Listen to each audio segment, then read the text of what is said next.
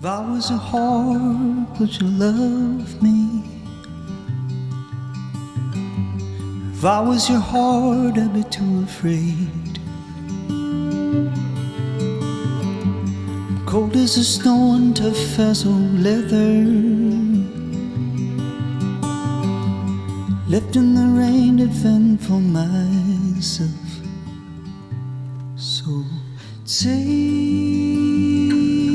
what you want, stay if you want. I may be broken and tough, but I can learn how to love. I can learn how to love. Let's do a track, just a droney, something droney. And that blew my mind. I remember I said something really silly to him, like, wait, classical music can tell a story? We can literally read each other's minds on stage. We know where everyone's going. Also, the tactile sensations of playing a string instrument. Let's talk about that. We'd see how fast we could play it, and we'd see if we could swing the music. And that's what we did, all the way to the point where we got in trouble. Next level after that, which was the Letters for the Future, the Grammy Award. It's a beautiful piece. But what we would try to do with the Americana bluegrass. When the strings, the whole string section comes in, you know, it's like... You get it, man. You totally get it. Oh my God, dude. it's like, you know... Imagine that live, You know what I mean? Yeah. I'm getting goosebumps just even thinking about yeah, it. man. Because it's like,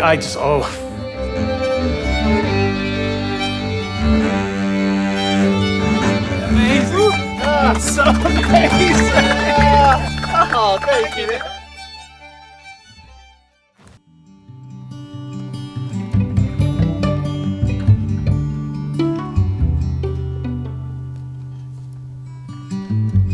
If I was a soul, would you save me? Well, I had a soul once upon a time. I've been so lost around here lately, and I'm not so sure what's mine. So take what you want, stay if you want. I may be broken and tough, but I can learn how to love. I love.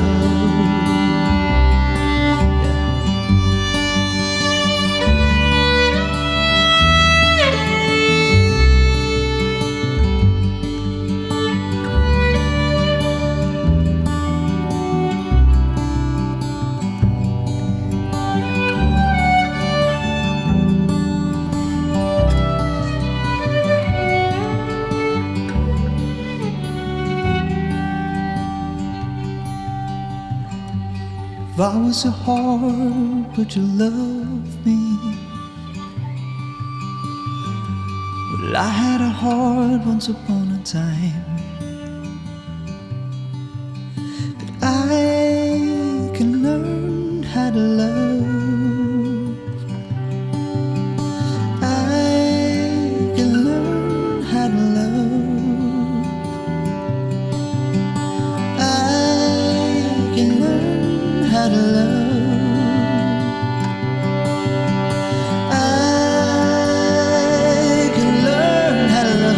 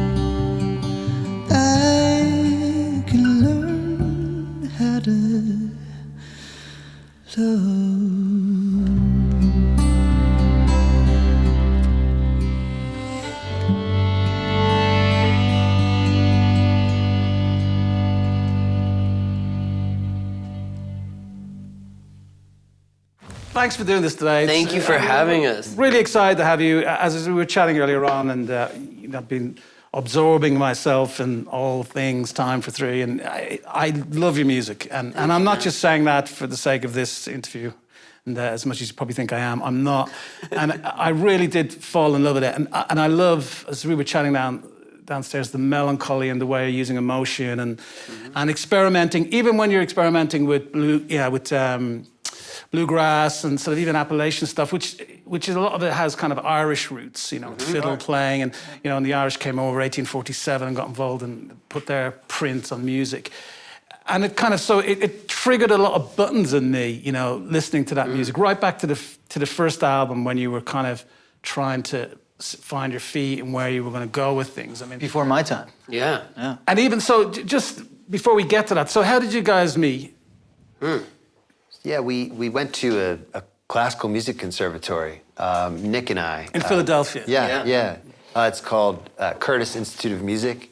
And it's kind of, it's one of these schools, especially in North America, but even on an international level where, speaking for myself, before I got in there, it was just like, the Curtis Institute of Music, very mystified. And it's funny because I personally auditioned there so I could be a bass player in an orchestra. Right. I played all these different genres.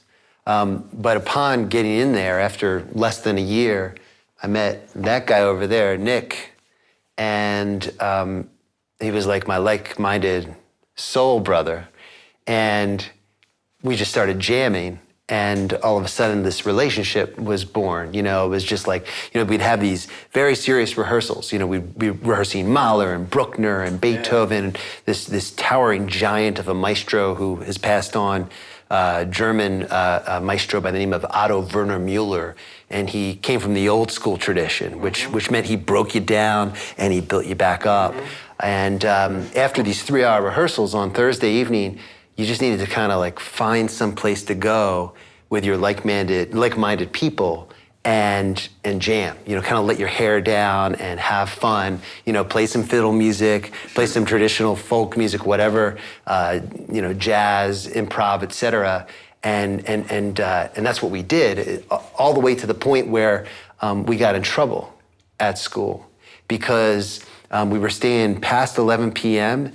And when we were coming up in school, that was breaking the rules. Wow. And so we got called into the dean's office. And Bad boys, man. Yeah. So You're rough. working too hard. So your rough. music.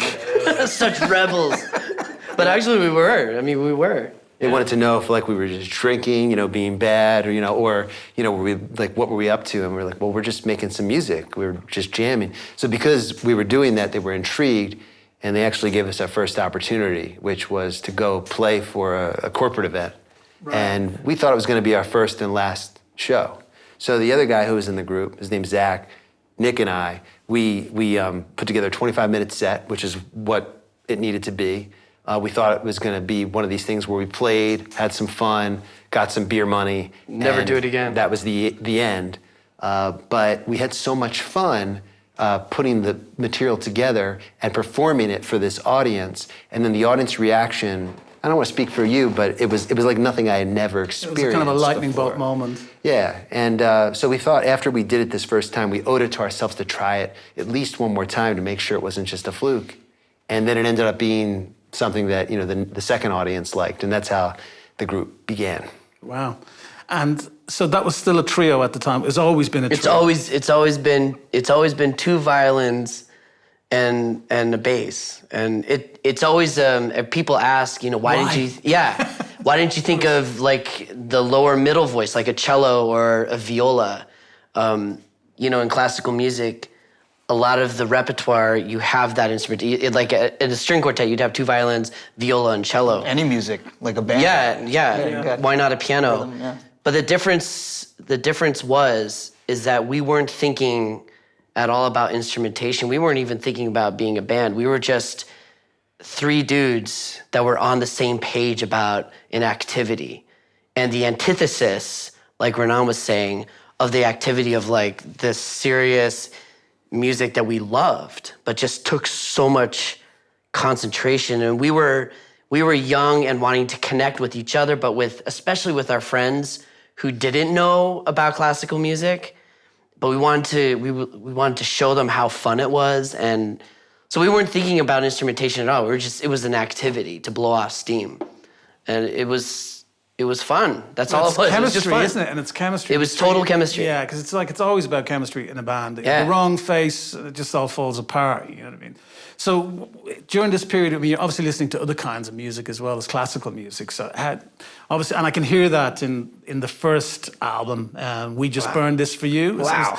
And you could see, you're obviously pulling in a lot of different references. And was that fun at the time, kind of trying to connect the dots and make it work? Yeah, I mean, like Ranaan was saying, one of the things that we used to do is, which was like, we weren't supposed to, at least from a tradition standpoint, was there's this very famous piece for two violins written by Johann Sebastian Bach called the Concerto for Two Violins. Sure. So it's two violins with a string orchestra.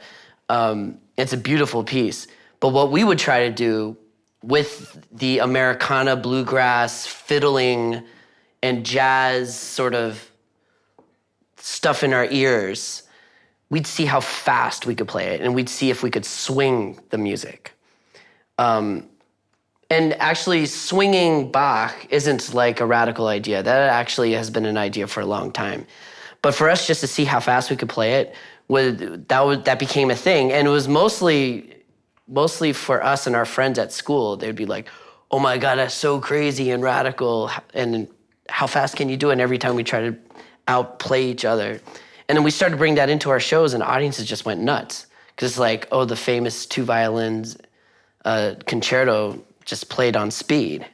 But definitely, before coming to Curtis, I came from Washington, D.C., and was really into like the urban music, just from the cassette tapes I used to buy and the CDs. So a lot of hip hop and R&B and gospel music. And I had a bucket band that we would play in the street corners on the weekends. So that was a huge musical influence, and like the drum beat and just the sound of the drums and rhythm was very much part of my life. And that's what I contributed to these jam sessions with the tool of improvisation. And Zach, who was the other founding member, he came from the Midwest, and his background was a lot of bluegrass and Americana and country style fiddling. And Ranaan brought this amazing wealth of knowledge from jazz. So maybe we'd take a Beethoven theme that we were rehearsing with the orchestra and put a bluegrass or hip hop beat behind it. Or whatever, or make up something like a counterpoint with that melody. And yeah, we were just experimenting.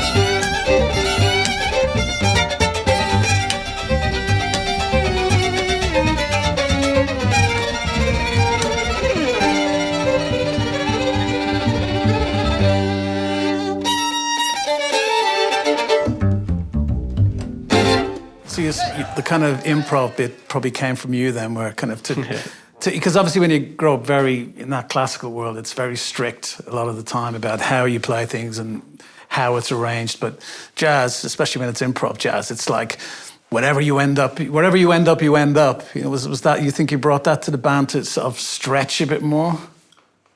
You mean when I joined? Yeah. Did it change the dynamic?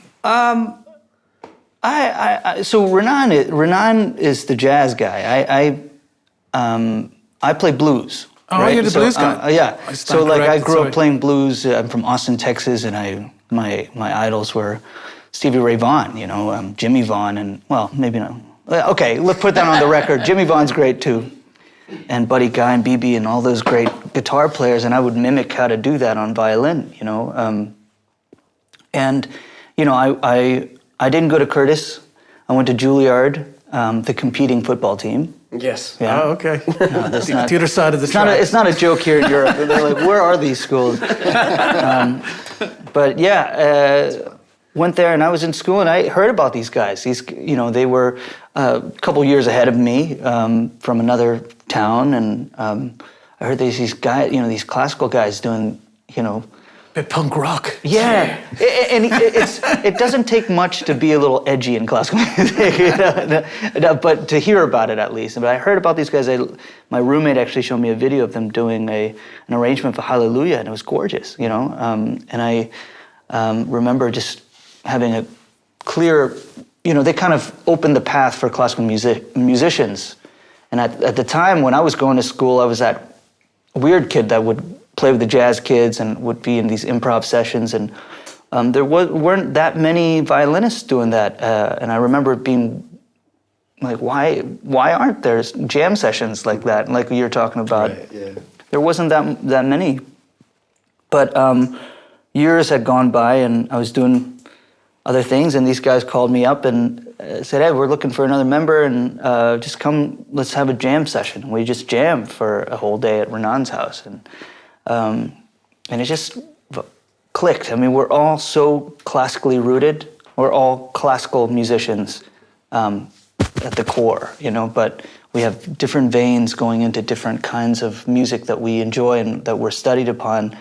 And when that comes together, it just creates a totally different sound. And of course, when I joined, the DNA changes. So it's, I'm not a bluegrass player. So I think that lane had, Zach was great at that. Mm-hmm. But when I joined, the guys were gracious enough to they knew I sang, so they were gracious enough to do songwriting, and also the band started singing as a 3-part harmony, and added a lot of colors and. Fantastic. So yeah, that's the history, I guess. So you brought the jazz to the table. I mean, obviously, jazz here. I worked with Jack Bruce. I don't remember Jack Bruce. He was in a band called Cream, and he used to play upright bass. And Never heard of him. Yeah, but he was one of my best friends. But it's a long. I produced his last record before he died. Wow. I had Ginger Baker as well recently. I worked with, and Clapton. But I'm dropping names. Oh, What? So just another one off the floor. Oh my God. But yeah, the Ginger stories and the Jack stories. That's for another conversation because I could go on all day. But Wow. they were. Jack was one of the loveliest, most beautiful human beings you could ever hope to meet. And he was one of my best friends. And That's amazing, man. We had a lot of fun. We did it in Abbey Road in Studio 2 and 3, and but yeah, we had everybody on it. And but Jack used to play upright as well back in the day when it's a difficult instrument though to. Did you find that?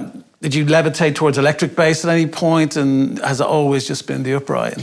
Yeah, I mean, I've played for my career, it's been the upright. But when I was a kid and I was just getting into the bass, the electric was something that I dabbled on, and I loved it. I mean, I thought it was so cool. Easy to carry around. Much easier to carry around. Oh man, my dad used to carry around my double bass for me. He actually, if he comes to a show and I don't shout him out about because they would literally pick up a car. They would go to buy a car for the bass, to make sure that the bass could fit in the, literally that's what parents do when you have an instrument. And now we have pay for the osteopath. Couldn't you play the piccolo, dude? But the instrument chooses you, right? Yeah, that's true. Yeah. And so for me, I actually started on the piano when I was 4, and I was a big quitter. And I switched to the cello for a second, and I quit that too. When I was 11, I was going into 6th grade. My mom said, "You're gonna pick an instrument and stick with it until you're 18 years old or out of the house." Mm-hmm. So I stuck with the bass, but not really. It was more like I decided to play the bass because Tom from Tom and Jerry played the bass. And there was this cool kid named Luke that I wanted to be friends with. And so when I got the bass in my hands, I immediately tried to quit, but my mom said, no, that's it. And so it was this, forcefully in a loving manner parenting that really kept me involved. And I'm really glad she did, because it was 4 years later that I fell in love through jazz.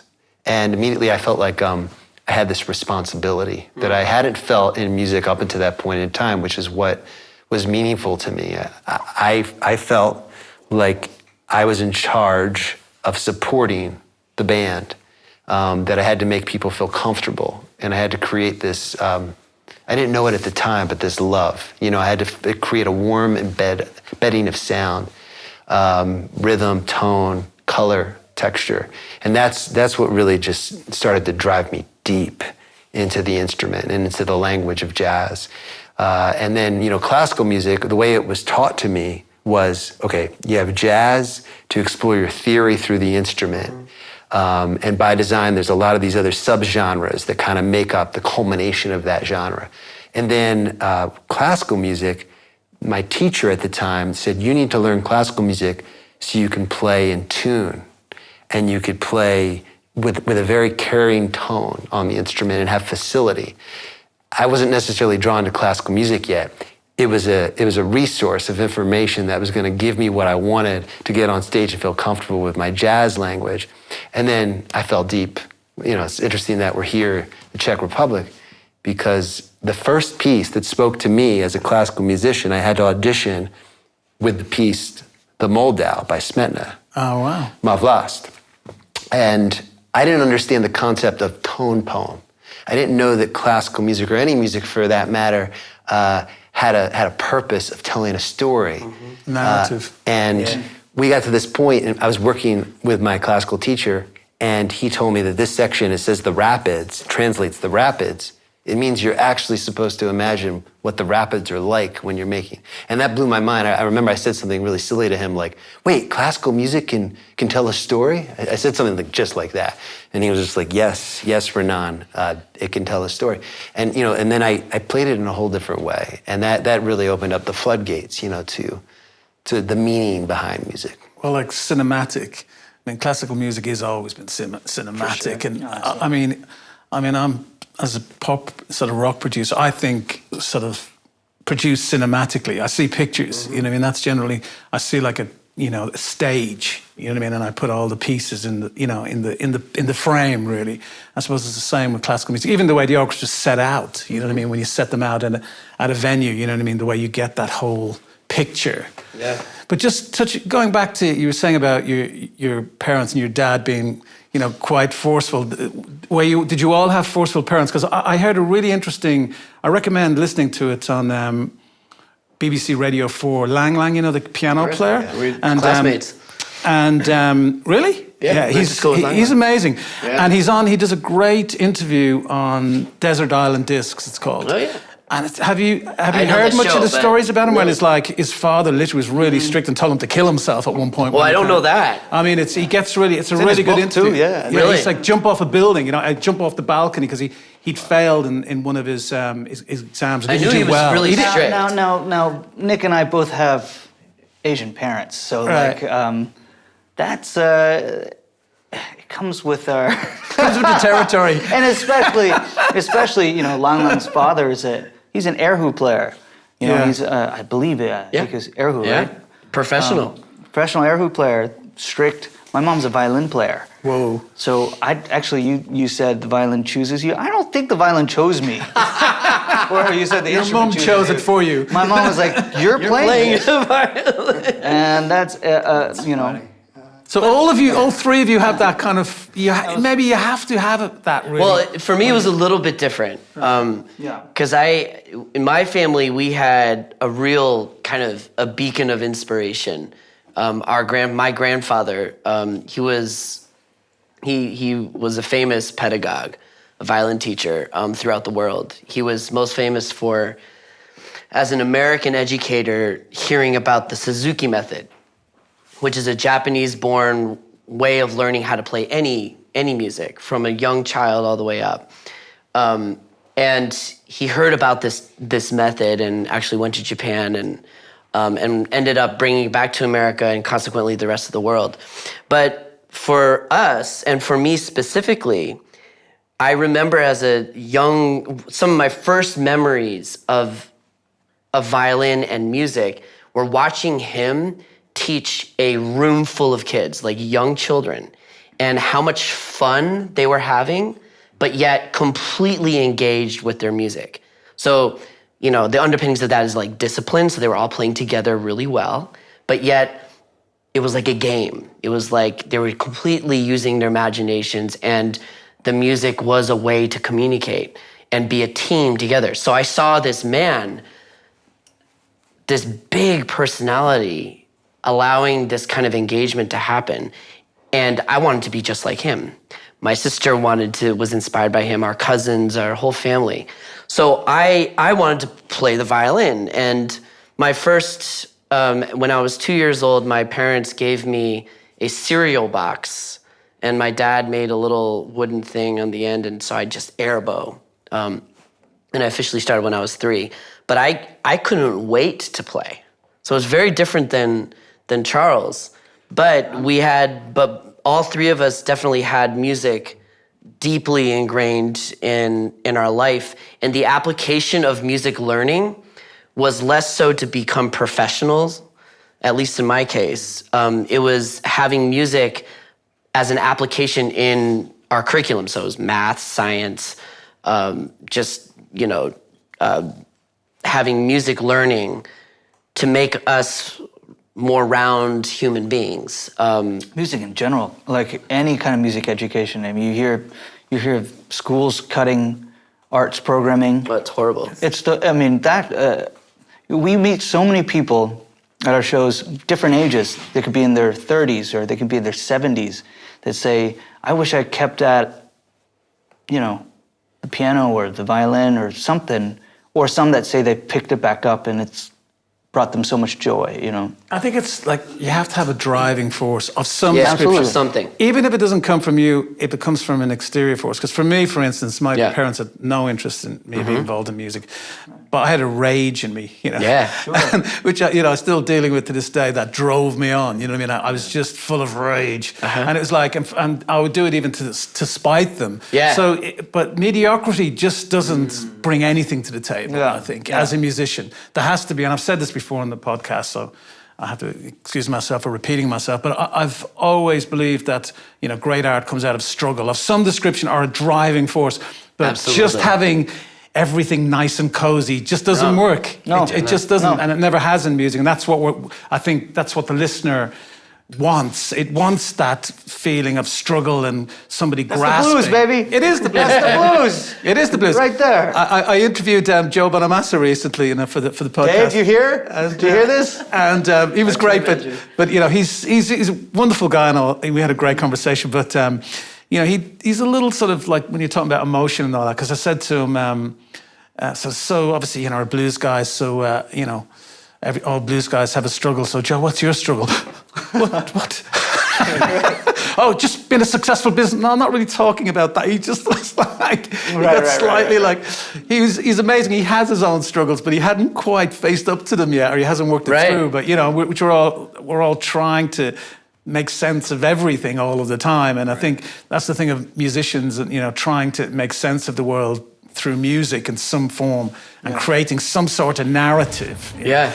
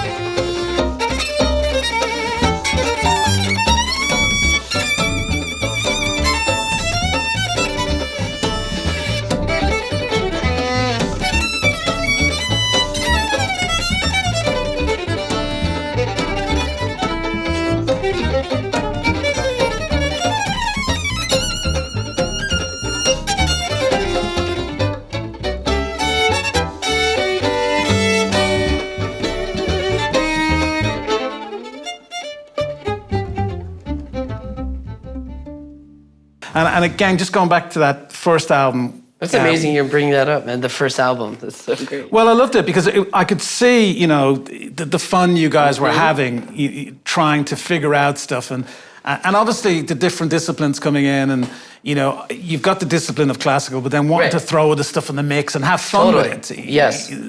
And that was generally the modus operandi for that particular period. Absolutely. At the very beginning, for us, playing the Americana style was less about a really thought out idea and more like, well, it's so famous in our country right now. And for classical music, that was like, if you think about when that album came out, it was right after, for our country, it was right after 9/11 happened. So 9/11 happened, and the idea prior to 9/11 for classical musicians to play outside the box like that, and especially Americana, was kind of unheard of. You only had Yo-Yo Ma, Edgar Meyer, and Mark O'Connor being like the icons in that field. But after 9/11 happened, there was this refocus on us as a culture. And for classical musicians, when so much of the activity was taking something from Europe, an art form, and to the States, we were always kind of looking over the pond for information. But as a country, when we're looking to ourselves, that's when Americana started to really be infused in, for us classical trained artists, to become part of the vernacular. And so at that time, it was just kind of convenient for us just to play fiddle tunes, but we weren't really experts at it. But we were trying to find our way through that language, through that lens. And the only thing we were concerned about was just fun and games and engaging with the audience. And yeah, I don't even think we were trying to be different. It was just an activity to do. I mean, I'm not part of that record, but I think it's just in the DNA of classical music, right? I mean, the classical music, you have Smetana, you have Beethoven, you have Mozart and Bach, and then kevinputs and Jennifer-higdon. They're so different. There's so many genres in classical music. So that first record that you heard with things thrown in like that, that's just part of, just a classical musician's journey, is kind of living in another, tasting a little bit of that tradition, even if you don't play the, bluegrass or whatnot, just tasting it for a second. I think that's classical music. I thought, because the one label I wouldn't put on the band is classical crossover. Thank you. It just doesn't work for you guys. You have to find a new word. I'm not sure what it is. I don't know what yet. Could you help us figure it out? But it's not that, And it just doesn't work. And because what is that? Well, it's kind of just like this punk band, really. Trying to figure stuff out, and that's what I love about what I heard. You can hear it in the music. I feel like even on the next record, when you start using tabla, like an acoustic guitar, it was like, whoa, tabla. I love that. So it's like again, where did the idea of the tabla come in? Yeah. So what was the mind process on that record, on the second record, which was timeforthree, wasn't it? It's a self-titled album. Yeah. So was that And that was 2014, I think, wasn't it? Yeah, it was. It was. Yeah. Right. Yeah, I mean, I think, you're touching on so many things right now. My brain's just kind of racing with all sorts of thoughts on all of it. It makes me think of like the adversity that you're talking about. And, when you go back, digressing in the conversation to when, things happen, right? Stuff happens that maybe isn't G-rated in your life, and it kind of affects you at the time, possibly even tips the scale to that negative spectrum. But if you're able to kind of like claw through it, it can be the outcome of great art, to adversity, to celebration, to joy. The list goes on and on. So it's with those moments in my life personally. And I think about where I am now and the love that is in my group and my family and my friendships and all of these different things. I sort of wonder, what would I be if I didn't have that mud to claw through. And it's kind of like that a little bit, not as dramatic with timeforthree and our trajectory where, the reason that we went to these initial pieces, like, and we just burn this for you,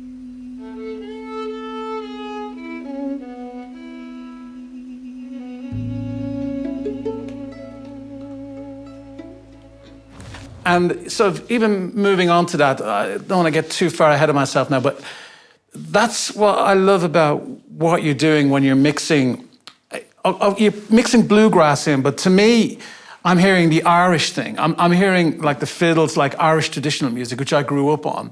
And I still have even though I've gone in a different trajectory in my career, but it still has a huge kind of resonance with me when I hear it, especially in the right format and in the right delivery. And I hear that throughout your music, because obviously the fiddle music, okay, bluegrass, but it all originated from on this side of the world when we all emigrated there. And so, there's a great thing about America, it was the mixing of it all, the way it all got mixed up, which is wonderful. But it did honestly move me, like when I heard it and your music. And there was definitely moments where I started getting very retrospective and, even thinking about my own past and my own kind of slightly losing touch with my own Irish roots. And so it brought up these memories, because there is a big sort of Celtic sort of part of your music that I don't know where it's coming from. Where from all of you? Or why is that resonating through your music, do you think?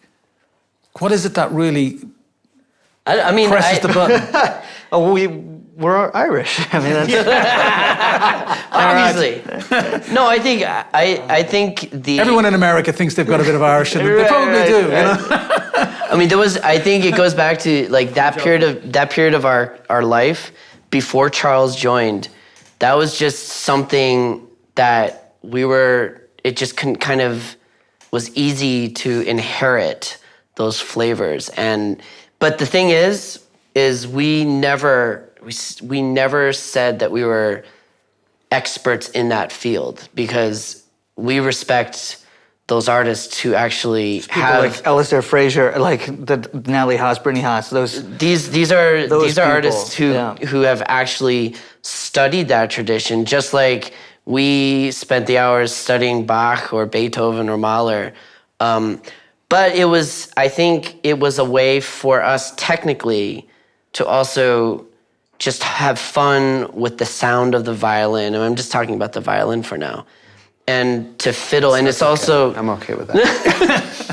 It's just it's so fun to hear the instrument in that kind of language. So it was just kind of like a convenient, beautiful way to make music, kind of borrowing from those idioms. We've never been asked this question before. Yeah. You were talking, before we got the cameras going, we were talking about this as well. And it's now making me go deep into the thought process of this. And I would be taking a stab at it. I'm going to take a stab at it. But I kind of wonder if some of it has to do with the nature of the drone of the instrument. Because there's a lot of, with the bow and the strings across the board, you could very easily just hit two notes at a time. And it lends itself for... Here's what I think we like about it. We correct me if I'm wrong or if I'm off a wrong point here, but we're only 3 people. So we have to get really creative with creating more sound and more texture. With a go-to or a default is. Well, can I branch off that? Yeah. I mean, again, before my time, but also there's it's still my time, I guess. There's no repertoire written for 2 violins and a bass. There is nothing. Like there's literally, maybe there's been some experiments here and there, but there's no classical pieces really written for it.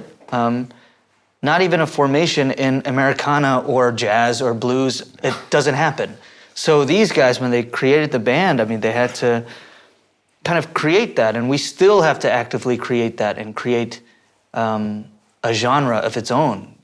So what works with 2 violins and bass? Well, a lot of Americana, a lot of fiddling, a lot of, I guess, Celtic sounds in that regard. And so I think that has a lot to do with how the instrument sounds as a whole. I mean, like Nick said, they created this group out of friendship, and just being friends and wanting to jam. And being a gang. Being a gang, yeah. Being a gang with your mates, having fun. Exactly. That's where all bands come from. Being with your mates, creating music and having fun. Yeah. And hopefully, you're saying something that's true. Yeah. And that's what I'll say for me as an Irishman. Whatever you meant it or not, or what you meant, it resonated in a credible way to me. And I'm not easily moved. I can be quite cynical, but that rang true, and I really enjoyed it.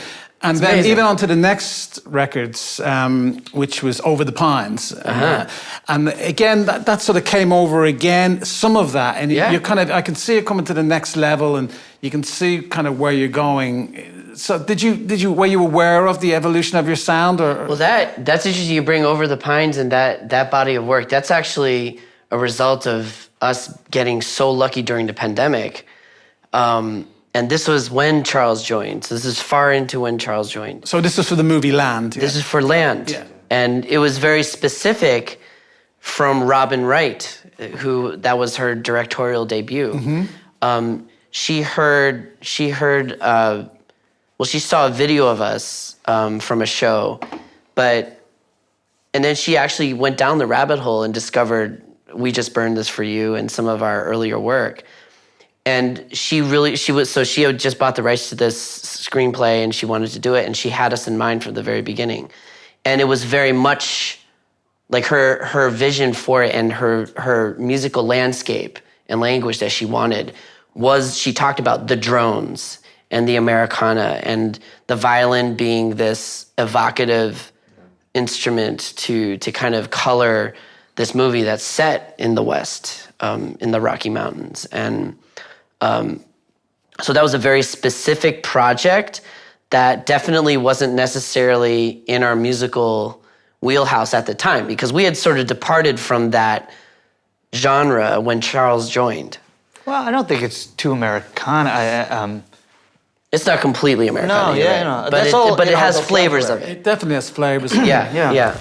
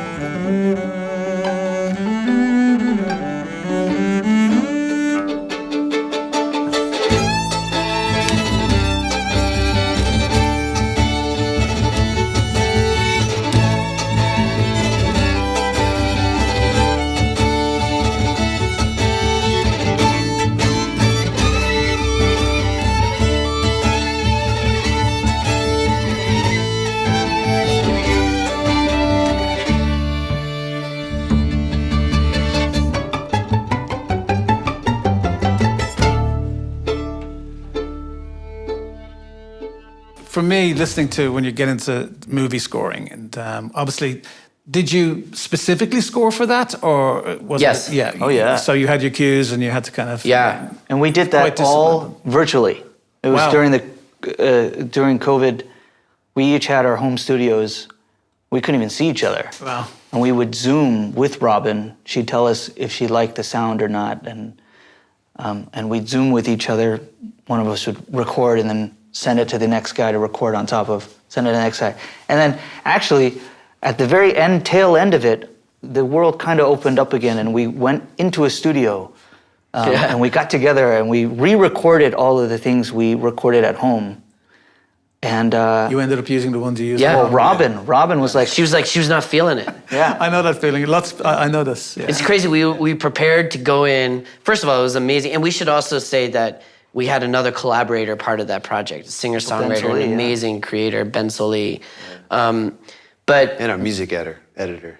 yeah. Both of them. We had two music We had two music editors for the project, but it was like amazing. We prepared so diligently to go for the first time, seeing each other in the studio, and then Robin, we felt it, but Robin Wright was like, "I'm not feeling any of this." Like she liked the home recordings. she liked the rough. Yeah, it happened to me recording. once years ago with a track I did in New York and recorded it in a little studio up in the West Village in a noisy flat. You could hear the cars going by. yeah. This girl singer I was working with, and I remember afterwards we kind of went into a big studio and recorded it, and we preferred all the vocals recorded in this noisy little apartment with a cheap mic, and Yeah.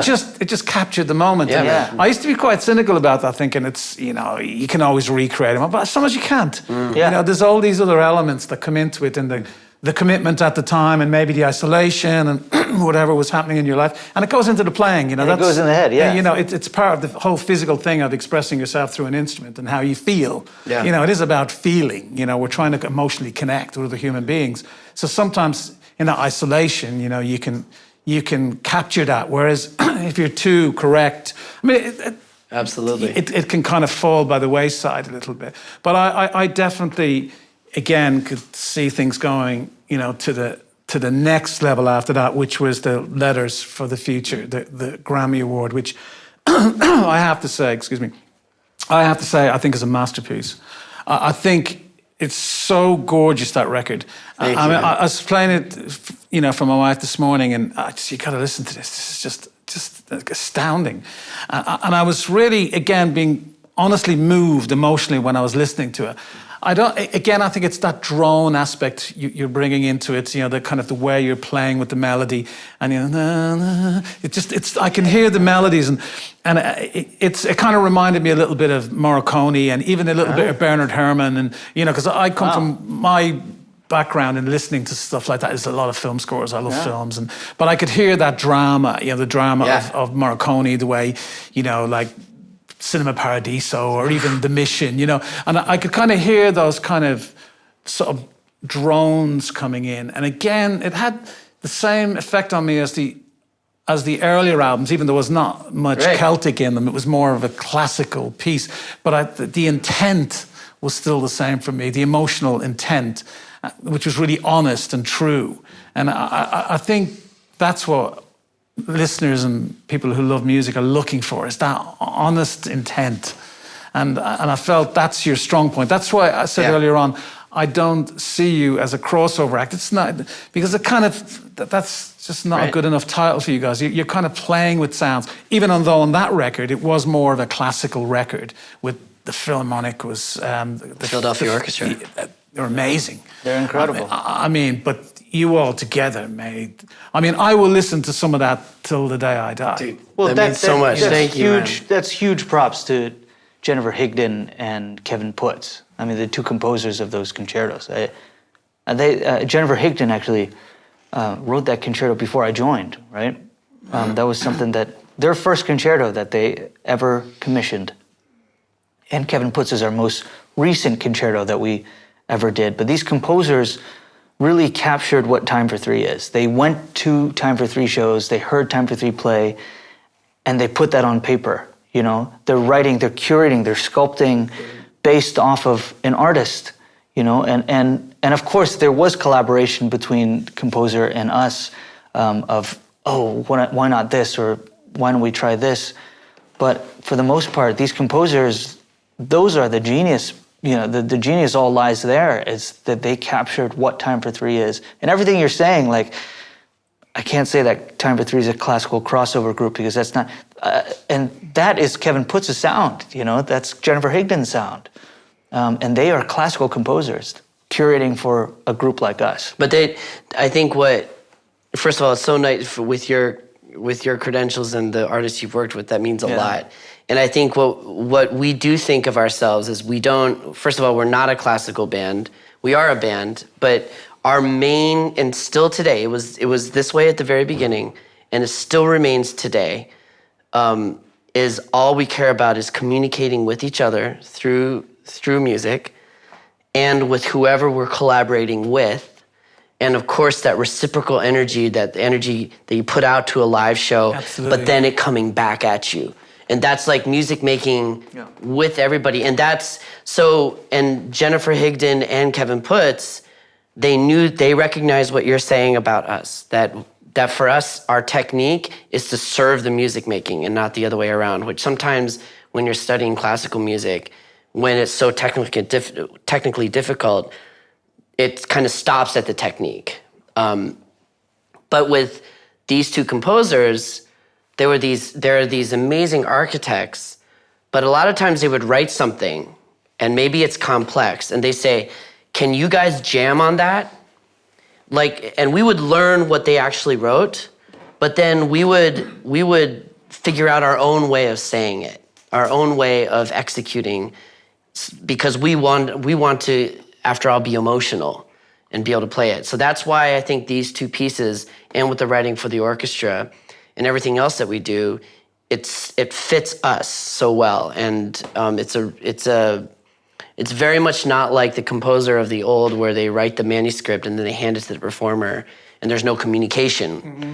This is very much kind of like a living, breathing collaboration to make it work for a unique group like us. I can absolutely hear that, because it's like, with sometimes with classical music, it used to always disappoint me, because I worked at Abbey Road for many years, and I'd get to know some of the players that, all the orchestras play there. Yeah. And you'd be chatting away in the bar or something. It says, "What are you doing today?" So I've got no idea. I just read the dots. Right. And it's like, and it does sound amazing, but it was so disappointing. They're just going in and just playing the dots, and they couldn't care less. They're just brilliant musicians, but it's like, I mean, they kind of get hidden in the mire, because like, that there's no love there. Yeah. It's like, I'm just waiting, and if it goes like 1 second over, they're charging overtime, all they're doing is watching the clock. I mean, I felt quite cynical about it at times. It was like, and there's a lot of fixing going on, even with the Pro Tools guys afterwards. Sure.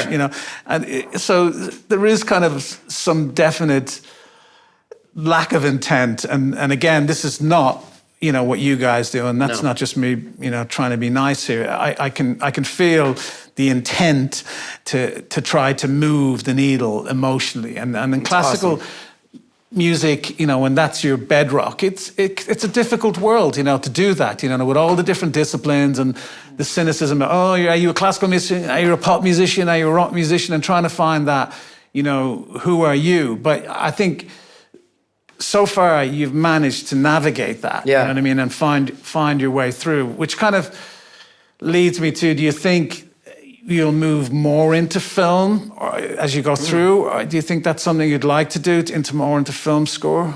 Writing for film is we found it to be quite a lot of work. If you want to go to school again, and if you're a musician or a composer, and you haven't created a film score, and if you really want to go get an internship, get hired to write a film score. Yeah, sure. It's a lot of hard work. Because when you're creators like us, we just go until we're happy, and we're satisfied, and we're never happy. that's the struggle right there. We're never. We get to a point where it's like, all right, this is ready for stage. This is ready to record, and and we like put our stamp on it. Like, yeah, good work, guys. But when you're writing for a film, it's very different. You're like, oh, I'm pretty confident in that. That's good. I think they're gonna like that. And then, the director may say something like, oh, it's so moving. The director may even cry and say, I haven't been this moved in my entire life. And then 30 tracks later, 30 cuts later, you're still not there.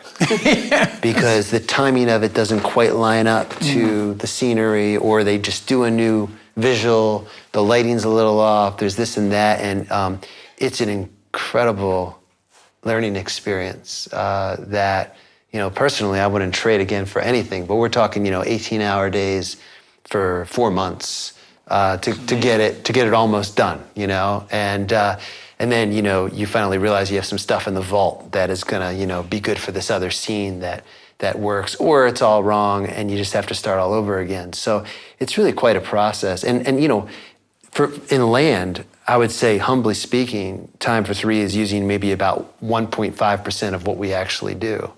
But we had to really hone in to Stay in the lane. that lane and stick to those parameters and, you know, do it at a level that was going to speak to people. So It's ultimately the director's baby, isn't it? Exactly. it's a director's baby, and you know they become like a producer times 1,000. You know, they're just, because it has to be so. And so I think we would definitely do a film again.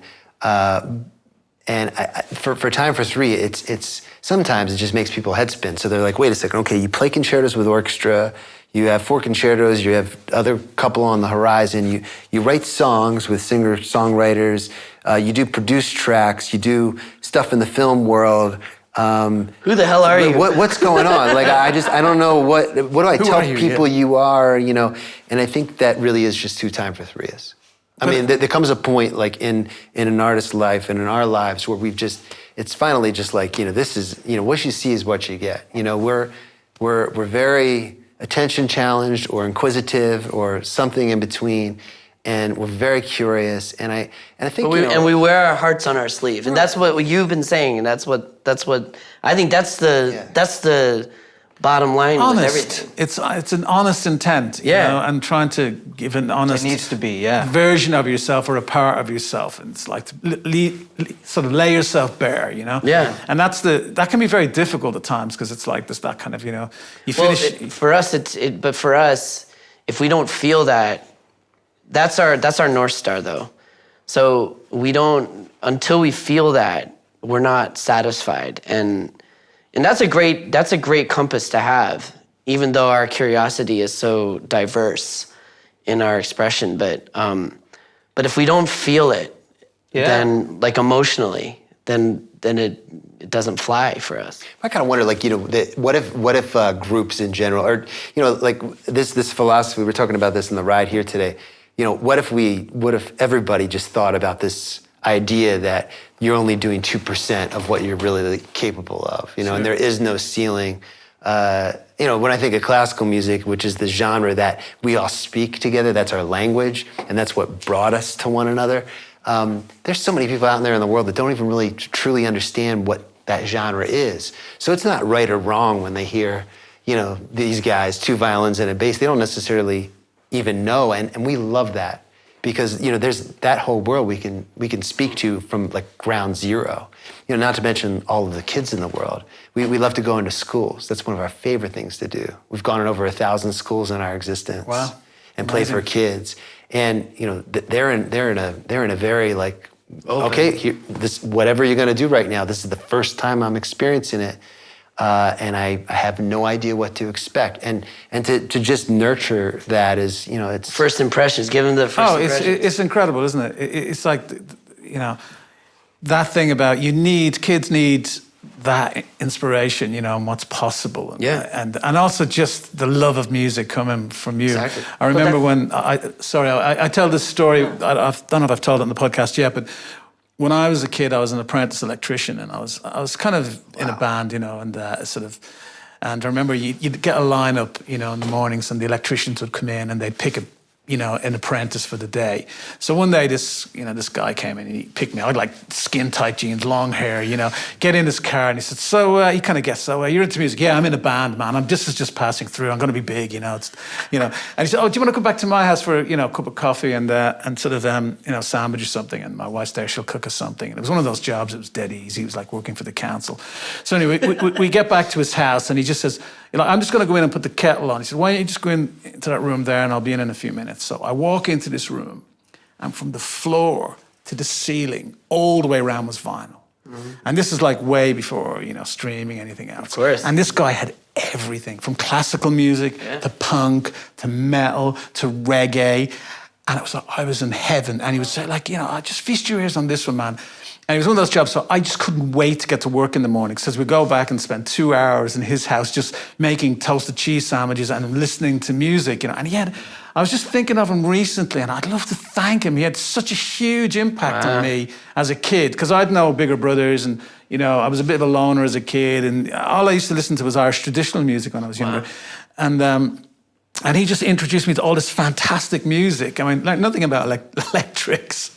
You know, we spent all our time listening to music. But on another level, it was just him educating me on what was out there and the possibilities. And it was void of genre or classification. Absolutely. It was just pure music. How old were you? I was like 15. Wow. And I mean, it came to that where I always had this kind of thing. There's only two types of music, good and bad. Yeah. You know what I mean? And I still believe that to this day. And I listen to all kinds of music. And as I said, that's what I'm kind of hearing from you guys. You're mixing it up, and which leads me to kind of what's next? What's the next step for the band, do you think, creatively?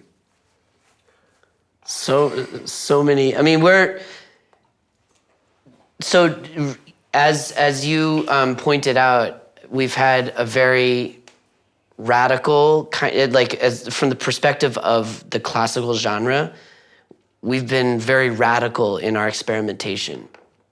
And for most of our career, it has been incredibly difficult to describe what we do. We live and breathe and we prepare for the live performance, and we always deliver there, and we feel like we're gaining our fans from our live shows.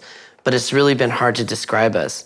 But we've really recently, with Charles joining the band, have found this niche of playing in these grand concert halls, either as a solo show and also clubs, just by ourselves or with the whole symphony orchestra, writing original works for ourselves, but also having these master composers, living composers write for us.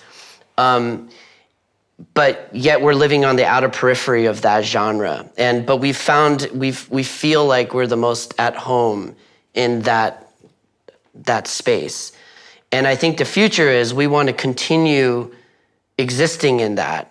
And we want to continue writing for ourselves, but having other amazing living composers who are mavericks in their own right, collaborating on new works with us in orchestra.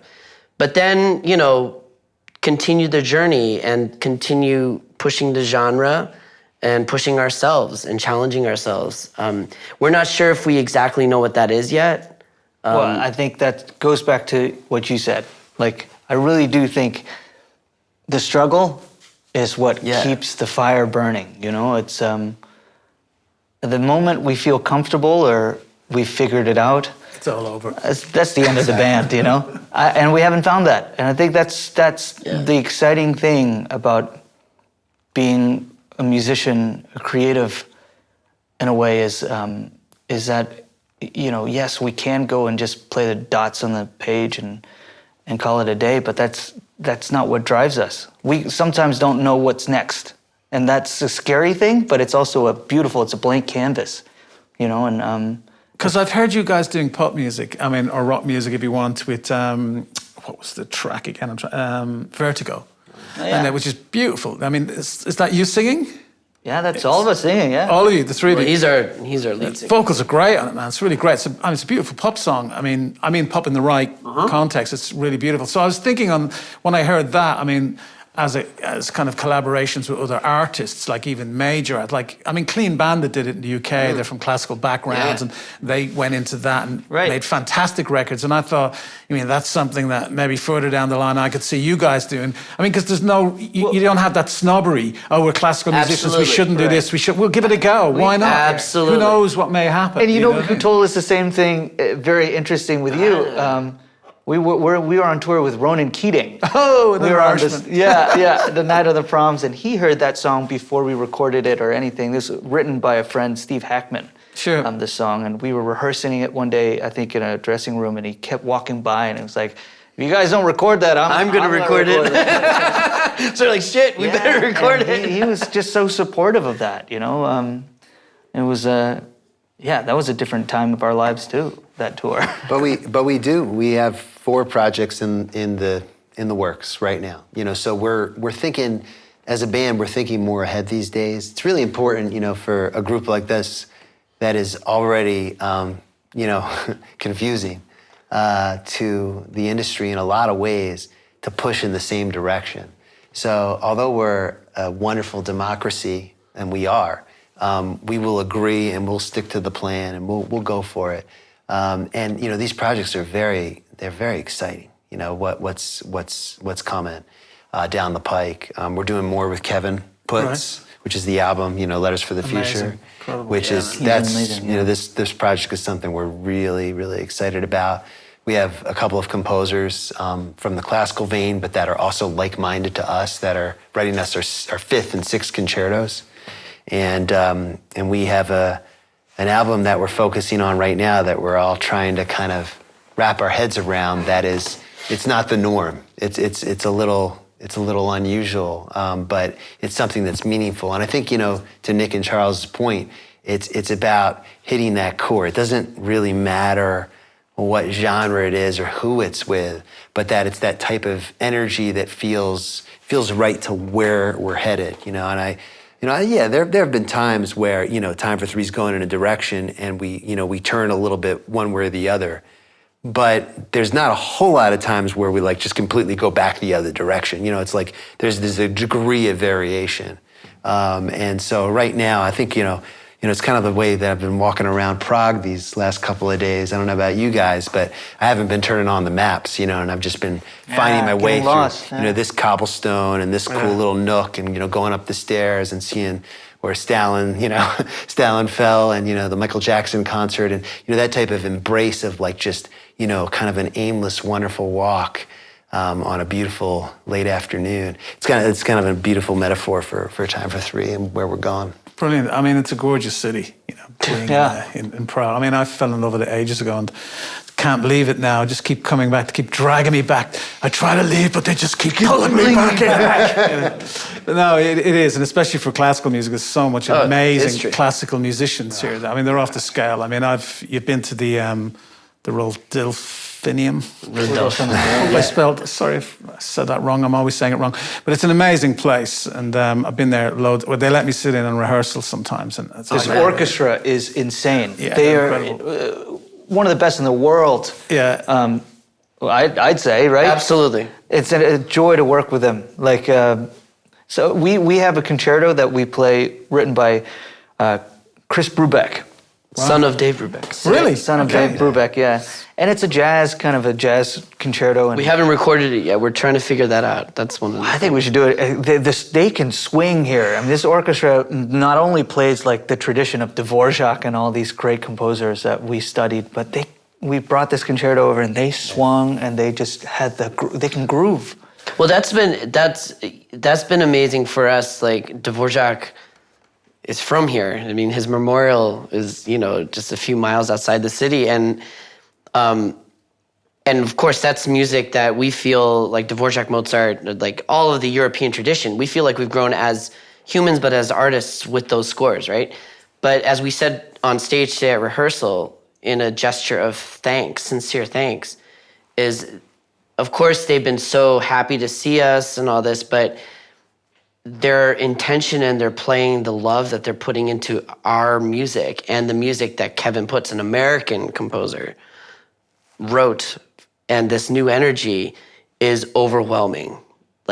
Having such a tradition and having such an amazing storied organization and orchestra play our music, I mean, that's just that's incredible and such an honor and privilege and incredibly exciting. And that's why we're so passionate about continuing, is because we feel like people are getting excited about this kind of stuff.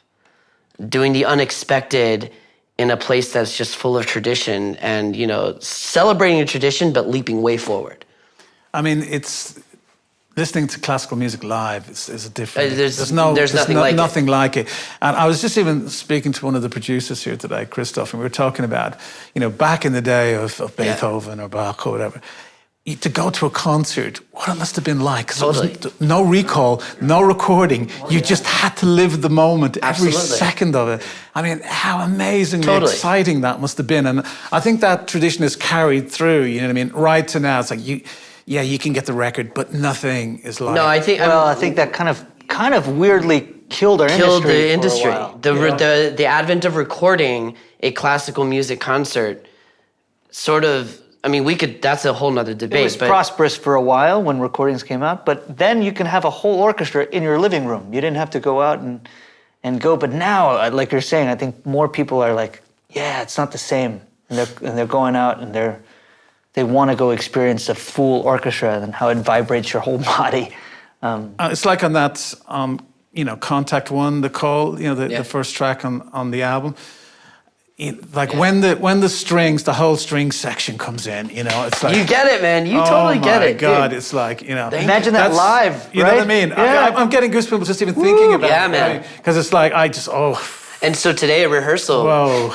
And so we had the lucky chance to record this album with our family, the Philadelphia Orchestra. I mean, our teachers, our family members, our friends are all in that orchestra. And the Philadelphia sound, the Philly sound is one thing, but just the sound that they create is so deep. It's like molasses. It's like, it's just so rich. And today at rehearsal with the Czech Phil, they're so amazing and they can adapt in a second. And of course they played it beautifully, but we hadn't really talked about it, but we asked them to really lay into their instruments for that section you're talking about. And they did, and it's like from the basses on up, the whole place just rattles. And you feel that. It's not only an oral thing, it's a physical feeling that you feel get. it through your whole body. You feel it. It's like the biggest subwoofers, and the mid-range is just killing, and like the highs is just like right there, but by living like excellent, amazing, heartfelt musicians. I think it's those moments as a musician, you know why you do it. Absolutely. It just happens. You're there, on the stage, and you think, this is why I exist. Yeah. You know what I mean? To deliver this and to feel it and to kind of, as you said earlier on, I'm always saying that to people like you guys as mates, as pals, as we'd say, it's like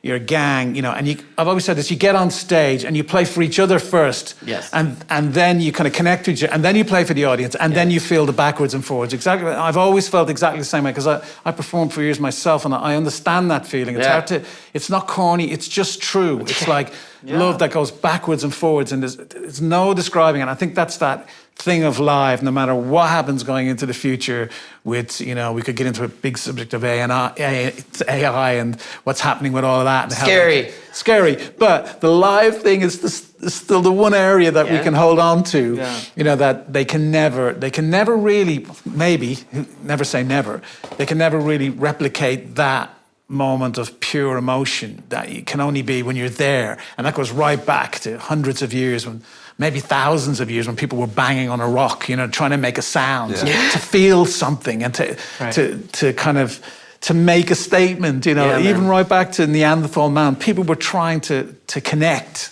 with other people through a sound. And that always still fascinates me. And, we're lucky enough as musicians to kind of, when it all just comes together, and you're there with your mates, and you're kind of smiling, you're looking left and right, and your mates are there, and it's like, I went to a concert recently with a big rock band, they're friends of mine, so I'm not going to mention their name, but it did leave me a little bit cold, because I was watching them on stage, it was a sold-out show, and they weren't even looking at each other, and I just thought, you guys need to stop for a minute. You know what I mean? You're just not doing it, not for me anyway, you're faking. This is just going through the motions, and that's kind of a big failure in my view, when you don't have that respect, for your fellow players and for the audience even. It's all about the emotional connection. Well, in our industry, it can easily be the act of putting on a concert and playing repertoire every week. It can become routine, and routine is the antithesis of creativity, and that's what we want to avoid. Absolutely. 100%. But there's so many in our field, there's so many artists and orchestras who understand that danger and who bring life to the music as if it was just written. And that's why we that's why we continue sourcing our inspiration from that genre. It's great. I'm in this place now as a musician where it just feels more rewarding than ever, because of the preparation that goes into the craft, and number one, worrying about my side of the street. and trying to create on an optimal level everything I can to support the music. And I've, going back to some of our experiences like today, I kind of felt like that's what was happening. Not only were people extremely pristine and refined, understood the history of why it is they're doing what they're doing, but then there was this rawness that you're talking about, that caveman approach, that barbarian approach, where they were bringing in that innocence into their art form and letting it hang out. Yeah. It's like this term in basketball, it's called balling, when all of the players are like out there and they're just, they know what to do, but it's, it's a high level form of improvisation where they're, at a physical level that's peak. They are trained to work in all sorts of different infinite variations of spontaneity. But they also have a play design, and they also have things they can kind of default to have an objective and to kind of cut to the core. And I feel really fortunate because in Time for Three land with Charles and Nick, I feel like that's what I'm able to do. That's what I'm empowered to do as an artist, where I'm able to be so fluid and flexible, and embracing that energy is the best. Because when I I can only I can't get in their minds, but I know when I'm when I'm talking about like my own head game, if I just truly if I truly relax and allow it to happen, knowing with all the preparation and practice and anticipation that I have in this band, it's kind of like this really peaceful. Enveloping feeling of like physicality and mental cerebral stimulation that is it's like better than a rush. It's hard. Love. Oh man, It's love. Yeah, there's Pure lots love. of- It really is. It's pure love, man. And it's I'm not afraid of that. It's just love. It is. It's all that's good in the world. Yeah. When that moment happens for me, it's all Yeah. that's good in the world. It's like we're all. It can be a terrible, terrible place, the world, and all that. But it's like when those moments happen between even you and the audience, because they're part of it too. That's kind of like we can do amazing things, and it's all about the love, man. But it kind of is.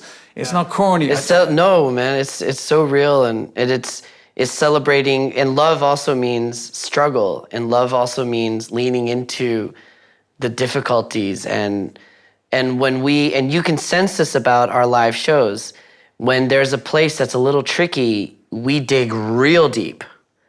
As Ranaan is saying, you dig deep to make sure that my side of the street is really good, so that in the moment I can adapt and blend or do whatever. And then the feeling we get on the other side of that moment, it translates between the three of us, but it definitely translates It's in magic. in the audience. It is magic. Literally, isn't it? was it telepathy? Is that when you can read each other's Yeah. minds? Like when I was saying, or not? Bulimic. We can, bulimic? Is it bulimic? No. Yeah, it's just bulimic. Yeah, terrible. But just we can literally read each other's minds on stage. We know where everyone's going. Also, the tactile sensations of playing a string instrument. Let's talk about that. Where you hit a climax of the music. Your finger hits the string hits the bow. You feel that, it feels, first of all, it feels amazing for the performer with your performers. And then it goes out into the audience and they feel it at the same time. It's like, it's magic. You say it's love, yeah, it's love, and I think love is magic, right? It's complete magic. And sometimes we take that for granted, it's a 30-minute piece like the Kevin Puts we're about to play on Wednesday. In 2 minutes, it's done, on stage. We black out on stage. Black out. It doesn't feel like 30 minutes. No. It's 2 minutes. I can't wait to see the show tomorrow night. And look, we're in Prague. That's They've got the awesome. best beer in the world. Yeah. So I think it's time for the pub. Yes, well, Anyway, guys, thank you so much for Thank you so the much for podcast. this. It You're was awesome, absolutely man. fantastic, man. Let's do a track, just a droney, something droney, so we can get it echoing. Oh, we can do drone for days. Let's do a drone. We're gonna get his bow.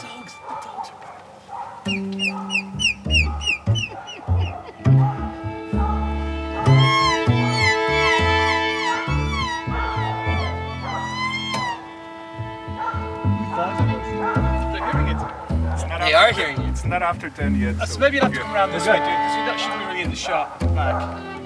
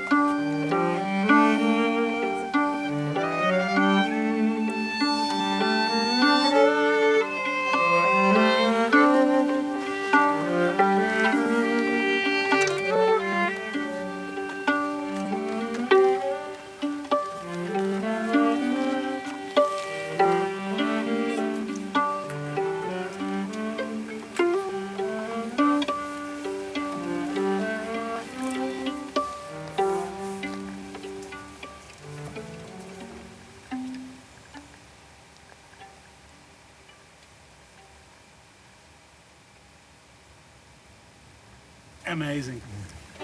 Amazing. That's so amazing. Oh, thank you, man. That's incredible. This is pretty cool playing on a roof.